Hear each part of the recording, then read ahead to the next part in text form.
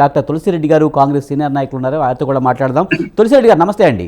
Sir, ఎలా చూడాలి CJ ఇంటికి గణపతి పూజకు ప్రధాని మోడీ వెల్లడైతే కొంత వివాదం అయితే రాజుకుంది, ప్రతిపక్షాలు అయితే విమర్శలు చేస్తున్న పరిస్థితి ఉంది.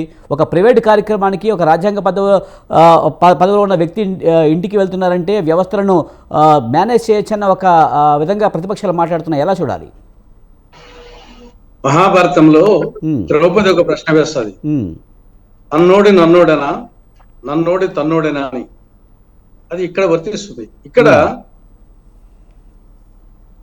చీఫ్ జస్టిస్ ఆఫ్ ఇండియా ఆహ్వానం మేరకు ప్రధానమంత్రి వెళ్ళారా, లేదా ఆహ్వానం లేకుండా ప్రధానమంత్రి వెళ్ళారా? తన్నోడి నన్నోడేనా, నన్నోడి తన్నోడేనా అన్నట్టుగా ఆహ్వానం మేరకు వెళ్ళారా, ఆహ్వానం లేకుండానే వెళ్ళారా అనేది ఆలోచించినప్పుడు, ఆహ్వానము లేకుండానే వెళ్ళింటే కనుక 100% అది ప్రధానమంత్రి తప్పు. దాంట్లో సెకండ్ ఒపీనియన్ లేదు.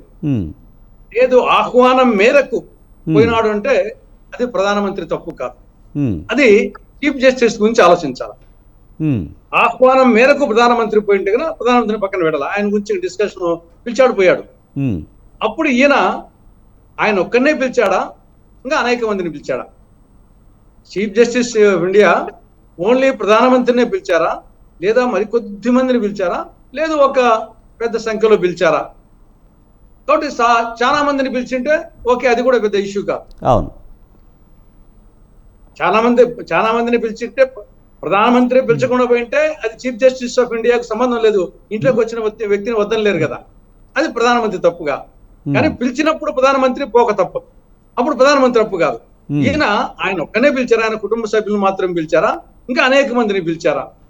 అనేక మందిని పిలిచినప్పుడు అనేక మందిలో ఈయన ఒకటైతే కన్నా అది పెద్ద సమస్య కాదు. ఎందుకంటే ఇండిపెండెన్స్ డే కానీ, లేకపోతే రిపబ్లిక్ డే కానీ, మిగతా ఇఫ్తార్ విందులు కానీ, ఇట్లా ఫంక్షన్స్ వచ్చేసి పబ్లిక్ మీటింగ్స్ జనరల్ గా పోతా ఉంటారు.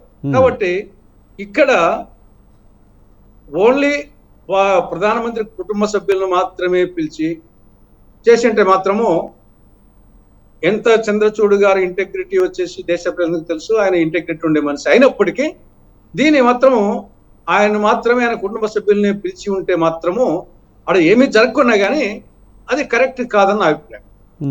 అదే చాలా మందిని పిలిచింటే చాలా మందిలో ఈయన ప్రథముడు ఉండొచ్చు, చాలా మందిలో ప్రథముడుగా, కాబట్టి అప్పుడు అది వచ్చేసి ఇష్యూ కాదు.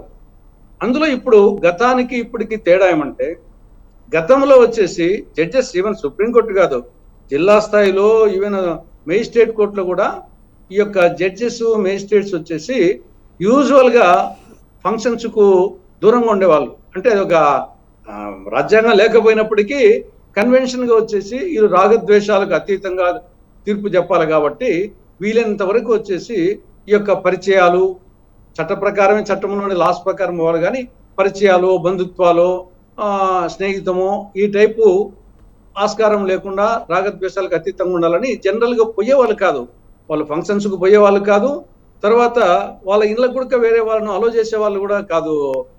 ఆ విధంగా గతంలో జరిగేది. కానీ ఇప్పుడు పూర్తిగా మార్పు వచ్చింది. ఇప్పుడు రాజకీయ నాయకుల కంటే ఎక్కువగా వీళ్ళు జడ్జెస్ పైనుంటి కింది వరకు ఫంక్షన్స్ లో పాల్గొనడము, రాజకీయ ఉపన్యాసాలు ఇవ్వడము, ఇది రాజకీయ నాయకుల కంటే ఎక్కువ అయిపోయింది గతానికి ఇప్పటికి మార్పు. కాబట్టి ఈ కోణంలో ఆలోచించినప్పుడు డెఫినెట్ గా ఇంతకుముందు నర్రా శ్రీనివాస్ గారు చెప్పినట్లు ఎంత ఇంటెగ్రిటీ ఉన్నప్పటికీ, న్యాయం ఉన్నప్పటికీ, న్యాయం జరిగే విధానం కూడా పర్ఫెక్ట్ గా ఉండాలా, న్యాయంతో పాటు జరిగిన విధానం కూడా పర్ఫెక్ట్ గా ఉండాలనేది మనము కన్వెన్షనల్ గా చూస్తున్నాం. కాబట్టి ఇప్పుడు ఆయన అనేక మందిని పిలిచింటే ఆయన అందులో ఒకడైతే కన్నా అది దాని గురించి పెద్దగా డిస్కస్ చేయాల్సిన అవసరం లేదు.